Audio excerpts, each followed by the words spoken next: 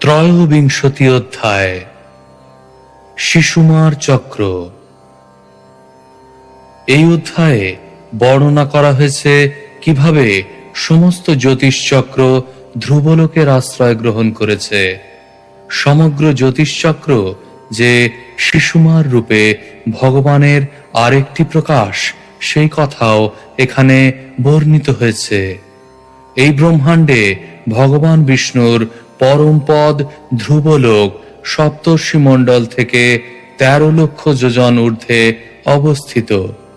ধ্রুবলোকে অগ্নি, ইন্দ্র, প্রজাপতি, কশ্যপ এবং ধর্মের দ্বারা বহু সম্মানিত হয়ে ভগবানের মহান ভক্ত ধ্রুব তাঁদের সঙ্গে অবস্থান করছেন। মেধিতে আবদ্ধ বলদের মতো সমগ্র জ্যোতিষচক্র কালের প্রভাবে ধ্রুবলোকের চতুর্দিকে ভ্রমণ করছে। ভগবানের বিরাট রূপের উপাসকেরা এই জ্যোতিষচক্রকে শিশুমার রূপে দর্শন করেন। এই কল্পিত শিশুমার ভগবানের আরেকটি রূপ। এই শিশুমারের মস্তক অধোমুখে এবং দেহ সর্পের মতো কুণ্ডলীভূত।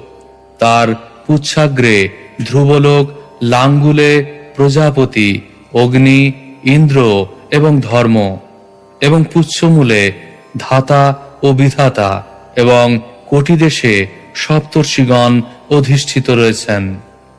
শিশুমারের সমগ্র শরীর দক্ষিণাবর্তে কুণ্ডলীভূত অবস্থায় বর্তমান। তার দক্ষিণ পার্শ্বে অভিজিৎ থেকে পুনর্বসু পর্যন্ত 14টি নক্ষত্র এবং বাম পার্শ্বে পুষ্যা থেকে উত্তর সারা পর্যন্ত 14টি নক্ষত্র সংযুক্ত রয়েছে।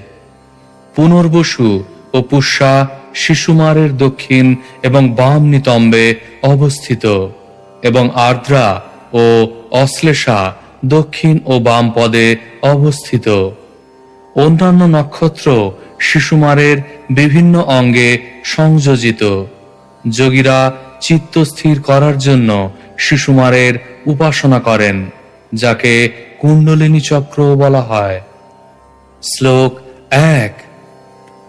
श्री शुक उवाच अथ तस्मात् परतस्त्रयोदशलक्षयोजनान्तरतो यत्तद्विष्णोः परमं पदमम् अभिवन्दति यत्र महाभागवतो ध्रुव औत्तानपादिरग्निनेन्द्रेण प्रजापतिना कश्यपेन धर्मेण च समकालयुग्भिः स बहुमानं दक्षिणतः क्रियमाण इदानीम् अपि कल्पज्जीवीनाम् आजीव्य उपास्ते तस्य हानुभाव।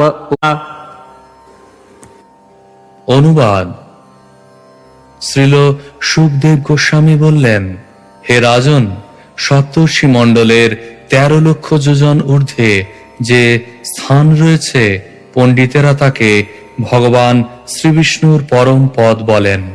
সেখানে উত্তানপাদের পুত্র মহাভাগবত ধ্রুব কল্পান্ত পর্যন্ত যারা জীবিত থাকেন, সেই সমস্ত জীবদের জীবন রূপে এখনো অবস্থান করছেন। অগ্নি, ইন্দ্র, প্রজাপতি, কশ্যপ এবং ধর্ম সকলে সেখানে সমবেতভাবে বহু সম্মান সহকারে তাকে দক্ষিণে রেখে প্রদক্ষিণ করেন।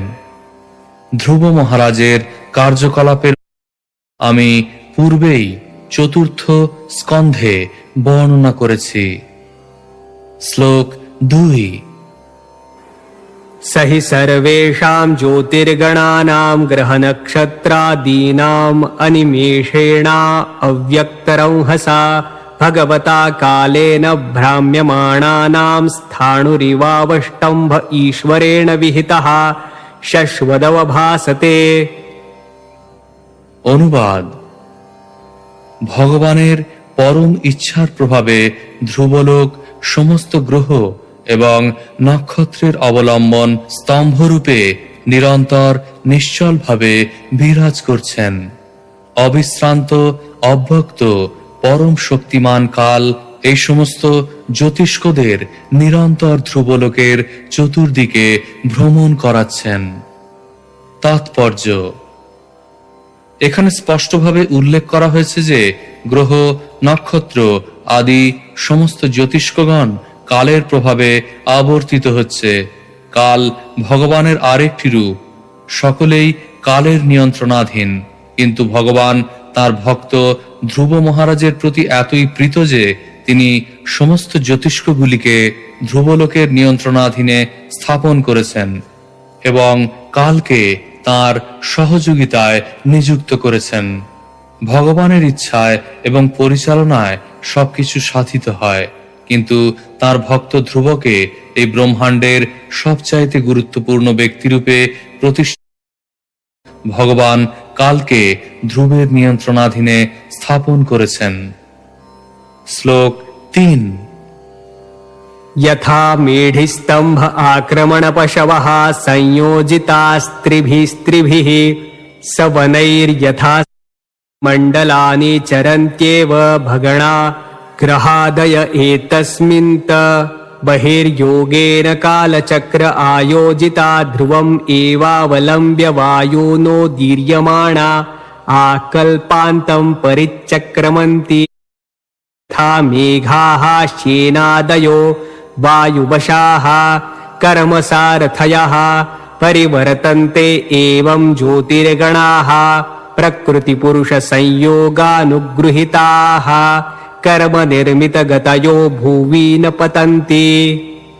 অনুবাদ: ধান মাড়াই করার সময় বলদদের যেমন মেধিস্তম্ভে একটিকে স্তম্ভের নিকটে, একটিকে মধ্যে এবং তৃতীয়টিকে দূরবর্তী স্থানে সংযোজিত করা হয় এবং সেই পশুগুলি তাদের নিজ নিজ স্থান অতিক্রম না করে স্তম্ভের চতুর্দিকে মণ্ডলাকারে পরিভ্রমণ করে, তেমনি শত সহস্র গ্রহ নক্ষত্র ঊর্ধ্ব ও অধস্থান বিভাগ অনুসারে তাদের নিজ নিজ কক্ষপথে ধ্রুবলোকের চতুর্দিকে পরিভ্রমণ করেন।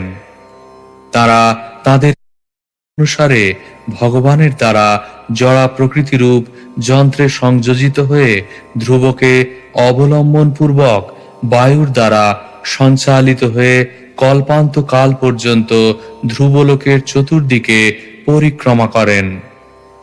ঠিক যেমন আকাশে শত শত জল সমন্বিত মেঘ ভেসে বেড়ায় অথবা বিশাল সেন্য পাখি তাদের কর্ম অবলম্বন করে নভমণ্ডলে বিচরণ করে অথচ কখনো পতিত হয় না। তাৎপর্য: আধুনিক বৈজ্ঞানিকেরা যে বলে শত সহস্র নক্ষত্র, সূর্য, চন্দ্র, শুক্র, বুধ, মঙ্গল, বৃহস্পতি আদি বিশাল গ্রহেরা মাধ্যাকর্ষণ শক্তির প্রভাবে একত্রে স্তবকের মতো পুঞ্জীভূত হয়ে রয়েছে, এই শ্লোকের বর্ণনা অনুসারে সেই কথা ঠিক নয়। এই সমস্ত গ্রহ নক্ষত্রেরা সকলেই ভগবান শ্রীকৃষ্ণের সেবক এবং তার আদেশ অনুসারে তারা তাদের রথে চড়ে তাদের কক্ষপথে বিচরণ করছেন। এই কক্ষপথগুলিকে প্রকৃতি প্রদত্ত যন্ত্রের সঙ্গে তুলনা করা হয়েছে, যার মাধ্যমে বিভিন্ন গ্রহ নক্ষত্রের অধিষ্ঠাতারা ধ্রুবলোকের চারদিকে পরিভ্রমণ করে ভগবানের আদেশ পালন করছেন। সেই কথা ব্রহ্ম সংহিতায় 5:52 এইভাবে প্রতিপন্ন হয়েছে। यच्चक्षुरेश सविता सकलग्रहाणां राजा समस्तसुरमूर्तिरशेषतेजाः यस्याज्ञया भ्रमति संभृतकालचक्रो गोविन्दमादिपुरुषं तमहं भजामि। গ্রহ সকলের রাজা অশেষ তেজ বিশিষ্ট সুরমূর্তি শোভিতা বা সূর্য জগতের চক্ষু স্বরূপ। তিনি যার আজ্ঞায় কাল চক্রারূঢ় হয়ে ভ্রমণ করেন সেই আদি পুরুষ গোবিন্দকে আমি ভজনা করি। ব্রহ্ম সংহিতার এই শ্লোকটি প্রতিপন্ন করে যে সবচাইতে বৃহৎ এবং সবচাইতে শক্তিশালী গ্রহ সূর্য এক নির্দিষ্ট কক্ষে বা কালচক্রে ভগবানের আজ্ঞায় ভ্রমণ করছেন। জড় বৈজ্ঞানিকদের কল্পিত মাধ্যাকর্ষণ শক্তি বা অন্য কোনো নিয়মের সঙ্গে তার কোনো সম্পর্ক নেই। জড়বৈজ্ঞানিকেরা ভগবানের শাসনকে অস্বীকার করতে চায় এবং তাই তারা গ্রহ নক্ষত্রের গতির কারণ সম্বন্ধে নানা রকম উদ্ভট কল্পনা করে, কিন্তু একমাত্র কারণ হচ্ছে পরমেশ্বর ভগবানের আদেশ। বিভিন্ন গ্রহ নক্ষত্রের অধিষ্ঠাত্রী দেবতারা হচ্ছেন এক একজন ব্যক্তি এবং ভগবানও হচ্ছেন একজন ব্যক্তি।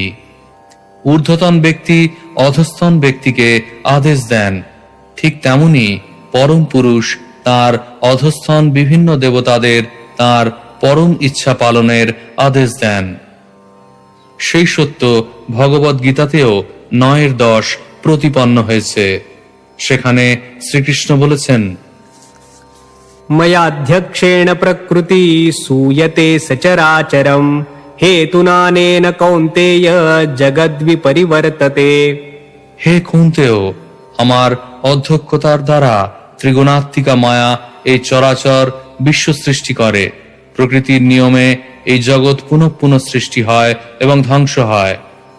গ্রহ নক্ষত্রের কক্ষগুলি জীবের দেহের মতো, কারণ উভয়ই ভগবানের দ্বারা নিয়ন্ত্রিত যন্ত্রের মতো।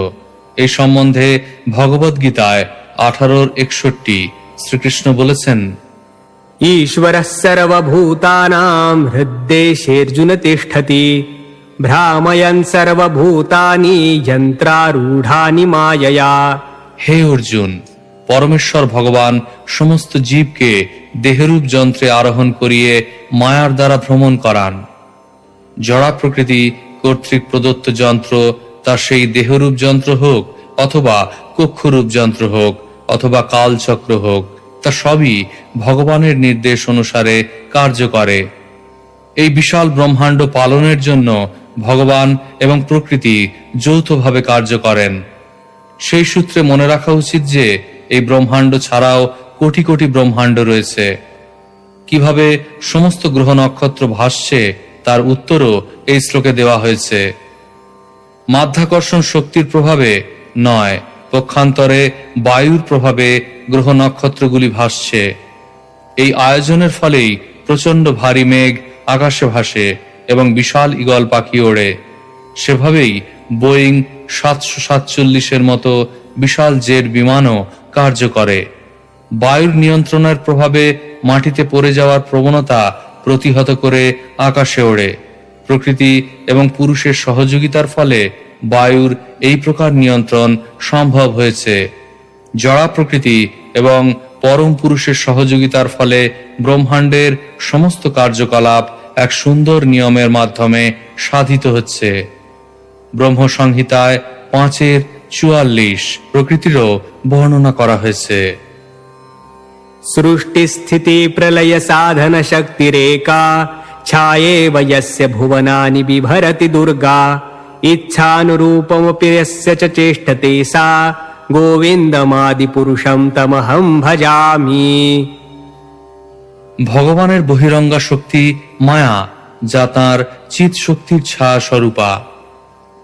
তিনি দুর্গা রূপে সকলের দ্বারা পূজিতা হন।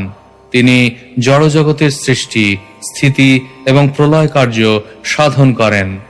যার ইচ্ছা অনুসারে দুর্গা তার সমস্ত কার্য সাধন করেন। আমি সেই আদি পুরুষ গোবিন্দের ভজনা করি। জড়া প্রকৃতি ভগবানের বহিরঙ্গা শক্তি। তিনি দুর্গা নামে পরিচিতা, অর্থাৎ তিনি এই ব্রহ্মাণ্ড রূপ বিশাল দুর্গের রক্ষয়িত্রী। দুর্গ থেকে দুর্গা শব্দটি এসেছে। এই ব্রহ্মাণ্ড ঠিক একটি বিশাল দুর্গের মতো, যেখানে সমস্ত বদ্ধ জীবদের রাখা হয়েছে এবং ভগবানের কৃপায় মুক্ত না হওয়া পর্যন্ত তারা এখান থেকে বেরোতে পারে না। ভগবান স্বয়ং ভগবদ গীতায় 4:9 ঘোষণা করেছেন, जन्म कर्म च मे दिव्यं यो वेत्ति तत्त्वतः त्यक्त्वा देहं पुनर्जन्म नैति मामेति सोऽर्जुन। হে অর্জুন, যিনি আমার এই প্রকার দিব্য জন্ম এবং কর্ম যথাযথভাবে জানেন, তাকে আর দেহত্যাগ করার পর পুনরায় জন্মগ্রহণ করতে হয় না। তিনি আমার নিত্য ধাম লাভ করেন। এইভাবে কেবল কৃষ্ণ ভক্তির প্রভাবে ভগবানের কৃপা লাভ করে মুক্ত হওয়া সম্ভব, অর্থাৎ এই বিশাল দুর্গরূপী ব্রহ্মাণ্ড থেকে মুক্ত হয়ে তার বাইরে চিৎ জগতে ফিরে যাওয়া যায়। সর্বশ্রেষ্ঠ গ্রহের অধিষ্ঠাত্রী দেবতারা যে তাদের পূর্বজন্মের সুকৃতির ফলে তাদের উচ্চপদ প্রাপ্ত হয়েছেন, এই তথ্যটিও বিশেষ তাৎপর্যপূর্ণ।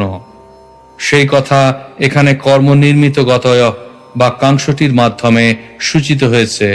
যেমন পূর্বে আমরা আলোচনা করেছি যে চন্দ্রকে বলা হয় জীব, অর্থাৎ তিনিও আমাদের মতো একজন জীব, কিন্তু তার পুণ্যকর্মের ফলে তিনি চন্দ্রলোকের অধিষ্ঠাত্রী দেবতা রূপে নিযুক্ত হয়েছেন। তেমনি পৃথিবী, শুক্র আদি গ্রহের অধিপতি রূপে নিযুক্ত সমস্ত দেবতারাও হচ্ছেন জীব। তাদের পুণ্যকর্মের ফলে তারা এই ধরনের উচ্চপদ প্রাপ্ত হয়েছেন। কেবল সূর্যের অধিষ্ঠাত্রী দেবতা সূর্য নারায়ণ হচ্ছেন ভগবানের অবতার। ধ্রুবলোকের অধিপতি মহারাজ ধ্রুব একজন জীব। এইভাবে দুই প্রকার আত্মা রয়েছে, পরমাত্মা ভগবান এবং জীবাত্মা। নিত্য নিত্যানাং চেতন চেতনানাম। সমস্ত দেবতারা ভগবানের সেবায় যুক্ত এবং এই প্রকার আয়োজনের ফলেই কেবল ব্রহ্মাণ্ডের সমস্ত কার্য সংঘটিত হচ্ছে। এই শ্লোকে যে বিশাল সৈন্য পক্ষীর উল্লেখ করা হয়েছে তা থেকে বুঝতে হবে যে এত বড় সৈন্য পক্ষী রয়েছে যাদের আহার হচ্ছে হাতি। তারা এক গ্রহ থেকে আরেক গ্রহে উড়ে যেতে পারে।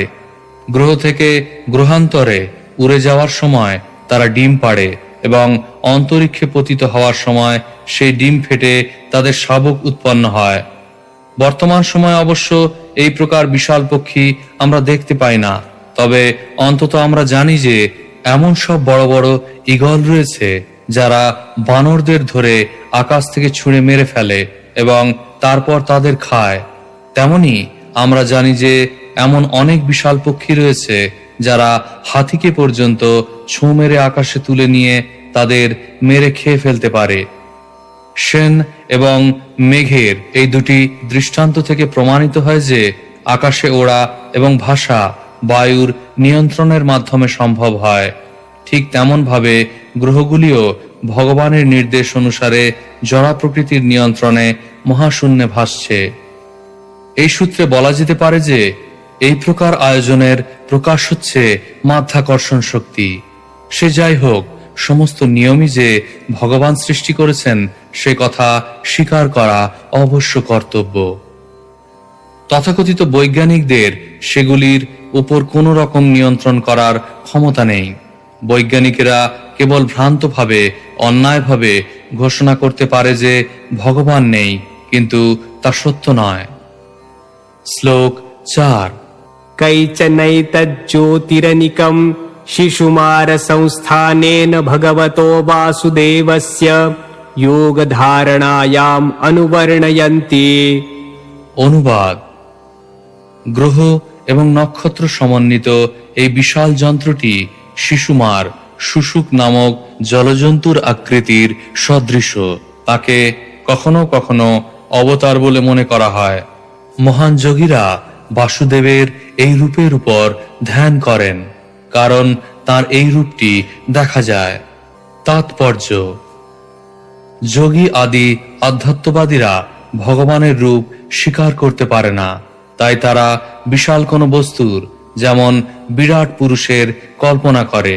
তাই কোনো কোনো যোগী কল্পনা করে যে জলে শুশুক যেভাবে সাঁতার কাটে, ঠিক সেইভাবে এই কল্পিত শিশুমারও যেন সাঁতার কাটছে। তারা ভগবানের বিরাট রূপের মতো শিশুমারের ধ্যান করে।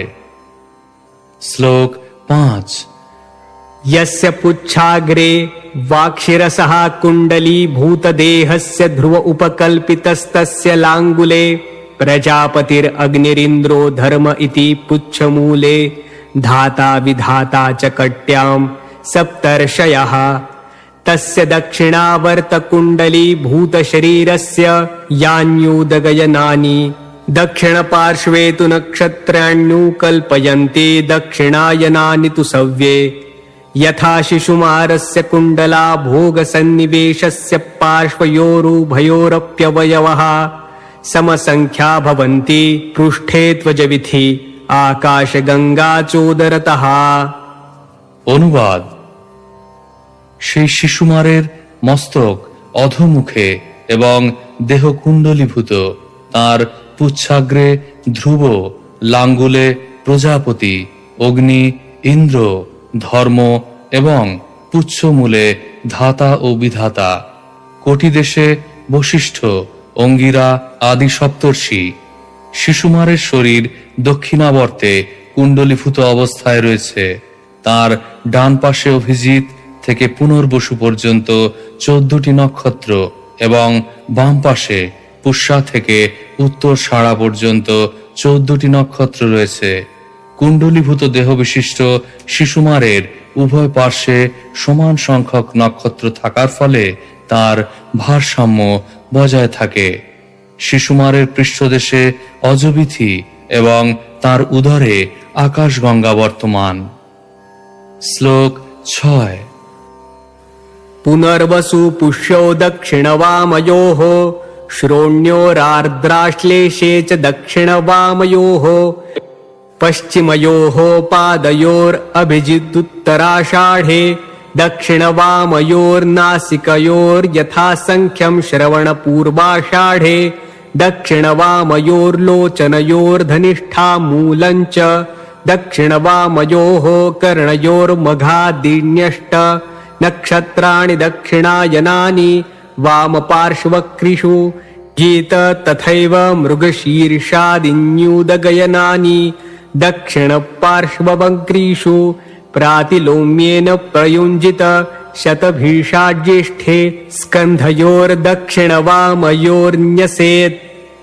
অনুবাদ: পুনর্বসু এবং পুষ্যা যথাক্রমে শিশুমারের দক্ষিণ ও বাম শ্রোণীদেশে, আর্দ্রা ও অশ্লেষা দক্ষিণ ও বাম পদে, অভিজিৎ ও উত্তরাষাঢ়া দক্ষিণ ও বাম নাসিকায়, শ্রবণা ও পূর্বষাঢ়া দক্ষিণ ও বাম চক্ষে, ধনিষ্ঠা ও মূল দক্ষিণ ও বাম কর্ণে, মঘা থেকে অনুরাধা পর্যন্ত দক্ষিণায়নের 8টি নক্ষত্র বাম পার্শ্বের অস্থিসমূহে এবং মৃগশীর্ষা থেকে পূর্ব ভাদ্র পর্যন্ত উত্তরায়ণের 8টি নক্ষত্র ডান পার্শ্বের অস্থিতে এবং শতভিষা ও জ্যেষ্ঠা তার দক্ষিণ ও বাম স্কন্ধে সন্নিবেশিত রয়েছে। শ্লোক 7।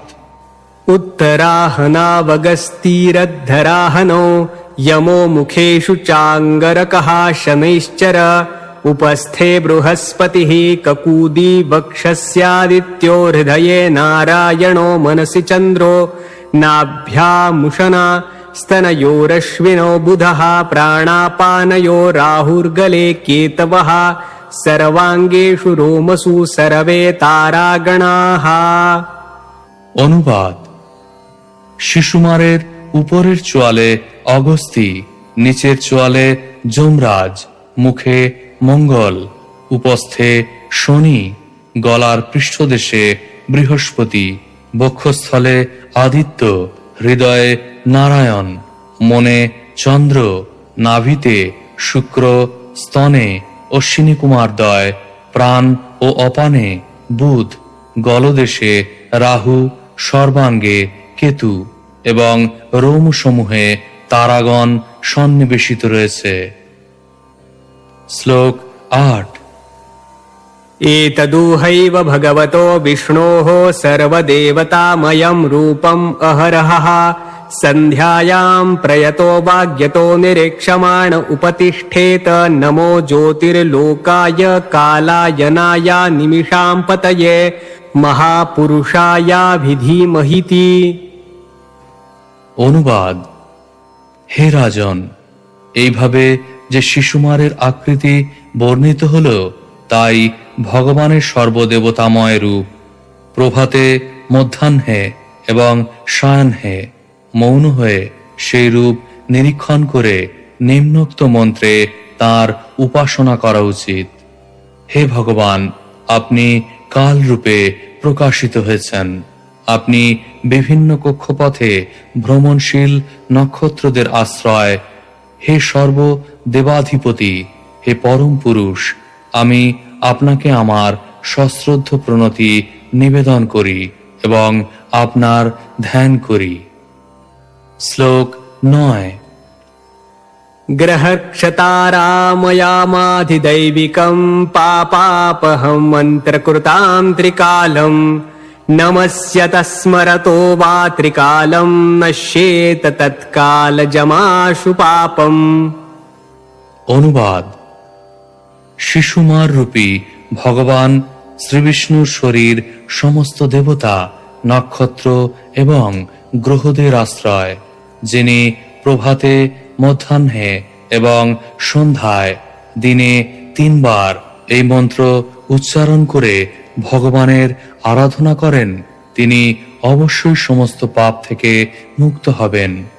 কেউ যদি তাঁর এই রূপকে কেবল প্রণতি নিবেদন করেন এবং প্রতিদিন 3 বার তাঁর রূপের ধ্যান করেন, তাহলে তার সমস্ত পাপ নষ্ট হয়ে যাবে। তাৎপর্য: ব্রহ্মাণ্ডের গ্রহলোক সমূহের পূর্ণ বিবরণের সারমর্ম প্রদান করে শ্রীল বিশ্বনাথ চক্রবর্তী ঠাকুর বলেছেন যে, কেউ যদি এই বিরাট রূপ বা বিশ্বরূপের ধ্যান করেন এবং দিনে 3 বার ধ্যান করে তার আরাধনা করেন, তাহলে তিনি সমস্ত পাপ কর্মের ফল থেকে মুক্ত হয়ে যাবেন। শ্রীল বিশ্বনাথ চক্রবর্তী ঠাকুর হিসাব করেছেন যে, ধ্রুবলোক সূর্যের 38 লক্ষ যোজন ঊর্ধ্বে, ধ্রুবলোকের 1 কোটি যোজন ঊর্ধ্বে মহরলোক, মহরলোকের 2 কোটি যোজন ঊর্ধ্বে জনলোক, জনলোকের 8 কোটি যোজন ঊর্ধ্বে তপলোক এবং তপলোকের 12 কোটি যোজন ঊর্ধ্বে সত্যলোক। অতএব সূর্যলোক থেকে সত্যলোকের দূরত্ব 23 কোটি 38 লক্ষ যোজন বা 187 কোটি 4 লক্ষ মাইল। বৈকুণ্ঠলোক শুরু হয় সত্যলোকের 2 কোটি 62 লক্ষ যোজন ঊর্ধ্বে, 20 কোটি 96 লক্ষ মাইল। এইভাবে বিষ্ণু পুরাণে বর্ণনা করা হয়েছে যে, ব্রহ্মাণ্ডের আবরণ সূর্য থেকে 26 কোটি যোজন দূরে। সূর্য থেকে পৃথিবীর দূরত্ব 1 লক্ষ যোজন এবং পৃথিবীর নিচে 70,000 যোজন দূরে অতল, বিতল, সুতল, তলাতল, মহাতল, রসাতল এবং পাতাল সমন্বিত পাতাল লোক। পাতাল লোকের 30,000 যোজন নিচে শেষনাগ গর্ভোদক সমুদ্রে শায়িত রয়েছেন। সেই সমুদ্র 24 কোটি 97 লক্ষ যোজন গভীর। অতএব ব্রহ্মাণ্ডের ব্যাস 50 কোটি যোজন বা 400 কোটি মাইল। ইতি শ্রীমদ্ ভাগবতের 5ম স্কন্ধের শিশুমার চক্র নামক 23 অধ্যায়ের ভক্তি বেদান্ত তাৎপর্য।